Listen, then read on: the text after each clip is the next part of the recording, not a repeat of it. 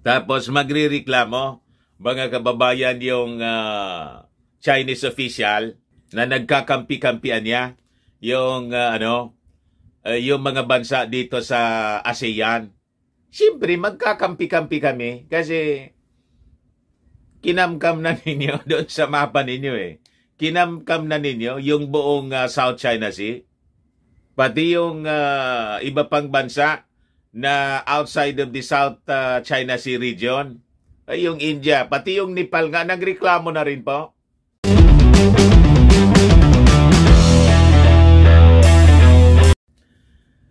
Nagpanghabol na naman po pala mga kababayan yung ating Philippine Coast Guard resupply mission with the Chinese Coast Guard sa Ayungin Shoal kahapon. Ano niya, Mr. Maravillas, yung nangyari. Hindi po umobra yung mga Chinese. Nakalusot muli yung ating bangka na ginamit.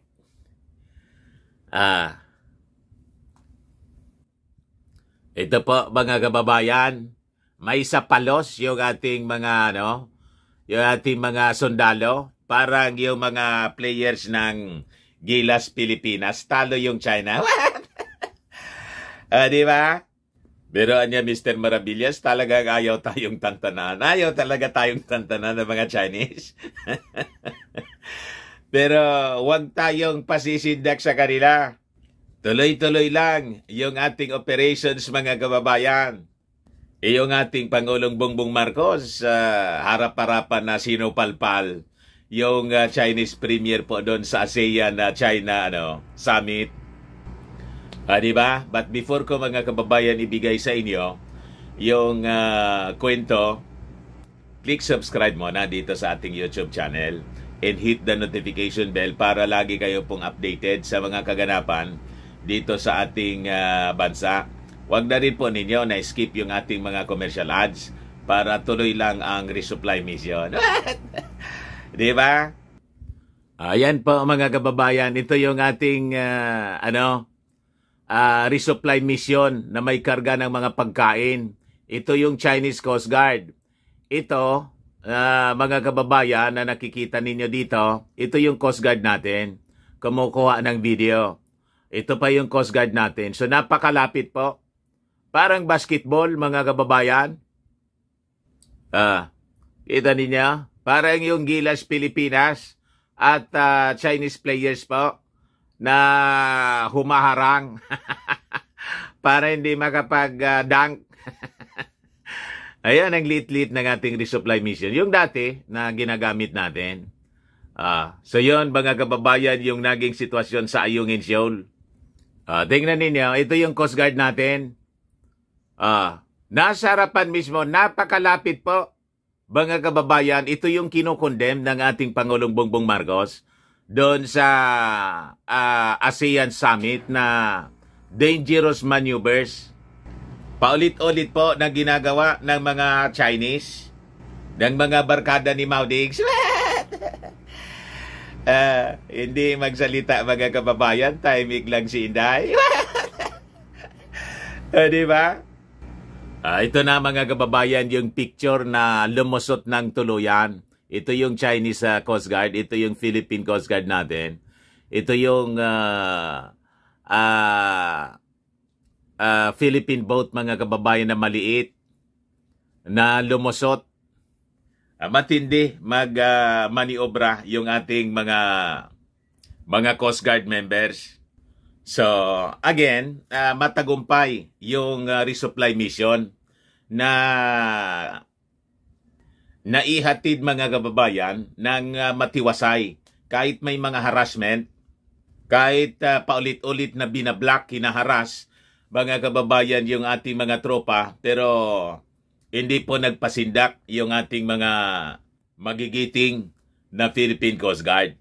So sabi dito sa balita mga kababayan ng Manila Standard, the Philippines successfully resupplied its marine contingent on the BRP Sierra Madre on Ayungin Shoal in the West Philippine Sea kahapon po, but condemned illegal actions by the Chinese vessels that interfered with the operation.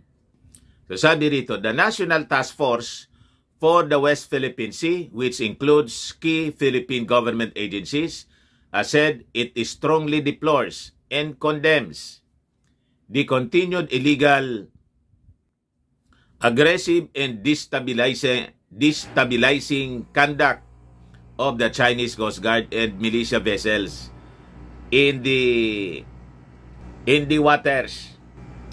So the resupply mission came a day after President Ferdinand Marcos Jr. told the 18-nation East Asia Summit in Indonesia to oppose the use of Coast Guard and maritime militia vessels in the South China Sea. Talaga pong nananadya yung China. Tapos magrireklamo, mga kababayan, yung Chinese official na nagkakampi-kampian niya yung yung mga bansa dito sa ASEAN. Siyempre, magkakampi-kampi kami kasi kinamkam na ninyo doon sa mapa ninyo eh. Kinamkam na ninyo yung buong South China Sea. Pati yung iba pang bansa na outside of the South China Sea region, yung India, pati yung Nepal nga, nagreklamo na rin po. Kasi kasama yung kanilang territory doon sa bagong mapa na pinagawa ng China, kasama sa kinamkam. What? Matindi, mga kababayan. Sabi dito, Marcos told the gathering, which was attended by China, that Manila was concerned about the installation of military facilities on the reclaimed features such as outcrops and reefs, as well as violation of international law. Makikita ninyo dito kung sino ang totoong leader na sa kalam. Di ba? Yung strong leader. Never itong nagawa, mga kababayan, ni Mao Dig sa kanyang panahon. Ito harap-harapan po na sinupla ng ating Pangulong Bongbong Marcos. Kaharap mismo yung Chinese official, yung pinadala ni Xi Jinping. Si Chinese Premier Li Qiang. Sa harap mismo ni Li Qiang, mga kababayan, pinagsabihan ng ating Pangulong Bongbong Marcos, mabigat, mabangis, mga kababayan, very sharp yung diniliver na mensahe ng ating Pangulong Bongbong Marcos sa harap mismo ni Li Qiang na never nagawa, mga kababayan, ng sinasabing strong leader na si Mao Dig. Di ba? Kaya marami po yung humanga sa paninindigan ng ating Pangulong Bongbong Marcos. Sabi ng ating Pangulo doon sa summit, the unprofessional act and dangerous maneuvers conducted by China's Coast Guard and its maritime militia will never prevail over our conduct of legal and legitimate operations that support rules-based international order. Hindi niya kami titigil. Hindi niya kami patitinag. Tuloy-tuloy lang yung aming gagawin na operations dyan. So sabi niya, I emphasize the importance of a rules-based international order, especially in the disputes in the South China Sea, in as much as they affect not only our nation but the entire region. The President also said that he had urged other parties to practice self-restraint and refrain from doing unilateral and assertive activities that could increase tensions and could lead to misunderstandings and miscalculations dito sa South China Sea. He said he was also able to meet Japanese Prime Minister Fumio Kishida and U.S. Vice President Kamala Harris to discuss how to strengthen cooperation in key areas of mutual interest. Ngayon, on the sidelines of the ASEAN Summit, the Philippines, the U.S., and Japan forged a commitment to ensure the status quo in the Indo-Pacific region. So sinilyuhan na po yung kasunduan, nagkasundo na po yung tatlo na mga bansa, Pilipinas, Japan, and America, na i-maintain yung status quo dito sa ating Indo-Pacific region. So sabi rito, the Foreign Ministry of Japan said Marcos, Harris, and Kishida agreed to jointly tackle unilateral attempts to change the status quo by force. So the meeting paved the way for the three leaders to review means to enhance trilateral maritime cooperation, including humanitarian assistance and disaster relief efforts. Sabi din mga kababayan ng press release ng White House. Okay, nakauwi na po yung ating Pangulong Bongbong Marcos at kahapon ni-receive din niya yung bisita ng ating bansa na si Australian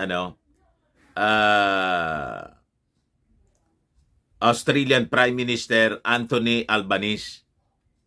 Ito po, wala pahinga yung ating Pangulong Bongbong Marcos.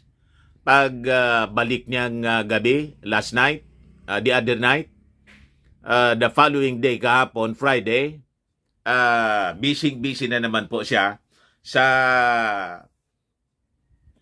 pagtanggap mga kababayan sa bisita natin na another friend, yung Australia po, na gusto rin mga kababayan na makipagtulungan para sa maritime security in other concerns, in other mutual concerns. Ito po yung balita from Politico News. Philippine-Australia signed joint declaration on strategic partnership.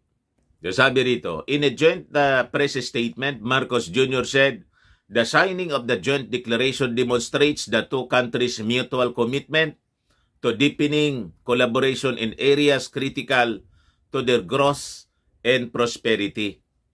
The Philippines and Australia share a long history of cooperation, sabi ng ating Pangulo. On the other hand, Australia's new strategic partnership with the Philippines, according to Albanese, is an elevation symbolizing the strength of the relationship and shared commitment to do more together. So, pinalakas mga kababayan yung partnership ng dalawang bansa.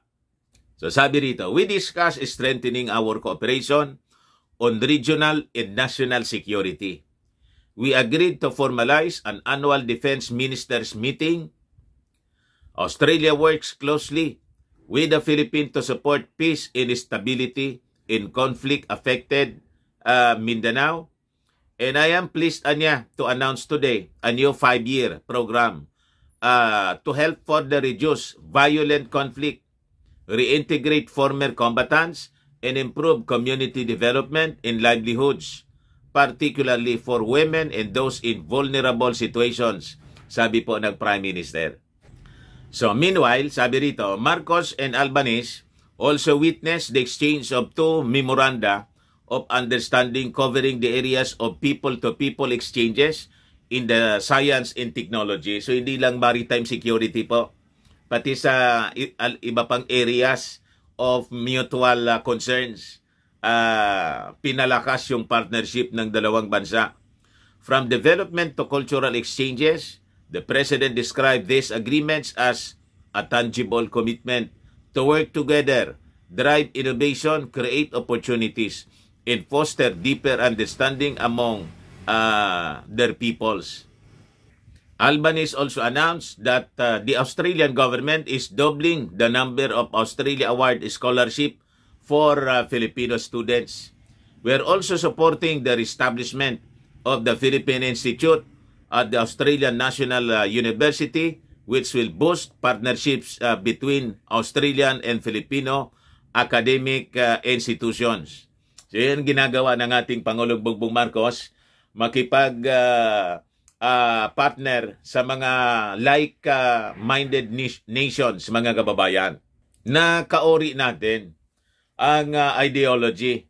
Isa pong democratic country.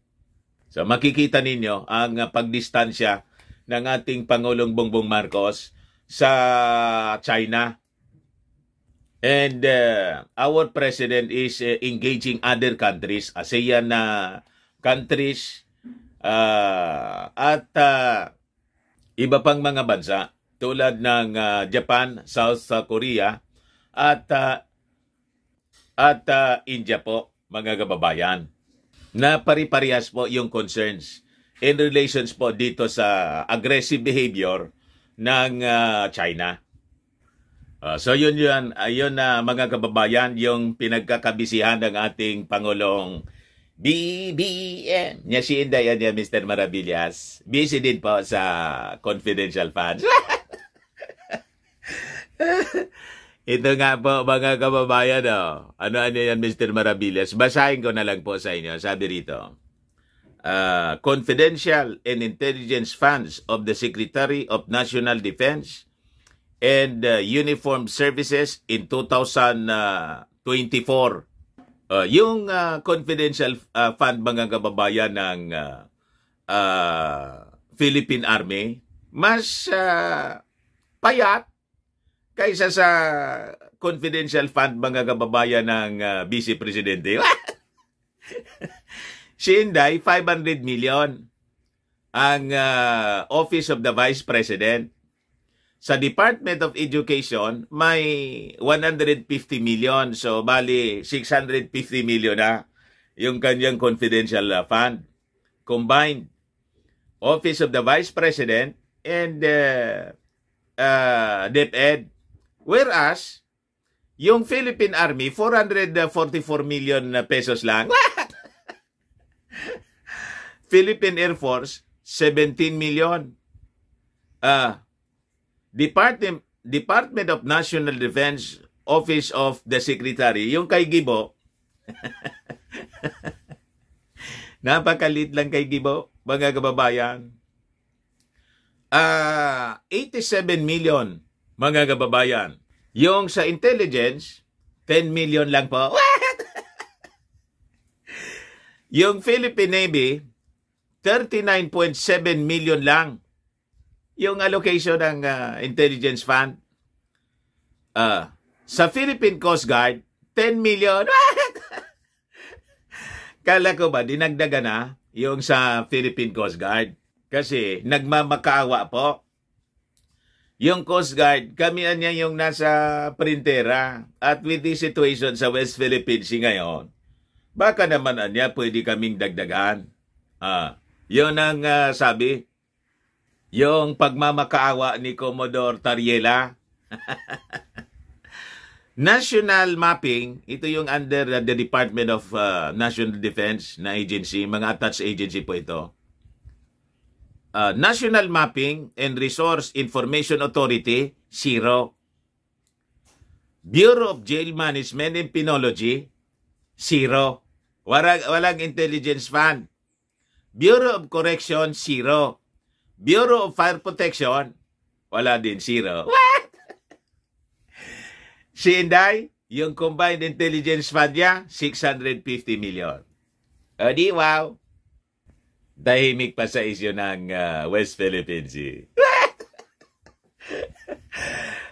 ba? Ayan man lang po, mga kababayan, yung mga balita. Baga lang gusto ninyo itong itry. Firmax Firming and Lifting Cream, pinapahid po dito sa mga pulses in affected area. Mainam po sa paninigas ng mga kasaw-kasawaan. Ito naman po, Automax Regen Serum. Sa mukha naman yung application. Anti-aging siya po. You will look 10 years younger than your age. Sa mga cancer patients naman po, baka gusto lang ninyong matry ito. Ningxia Red Mixed Fruit Drink. Hindi man po siya gamot, food supplement siya. Kaya lang, gawa siya, mga kababayan, sa goji berry. Yung goji berry may anti-cancer properties. Ayos. O yung mga inquiries ninyo, dumiretso na lang kayo sa aming messenger sa Facebook para masagot namin agad. Ako po si Dante Maravillas. Bye-bye. God bless.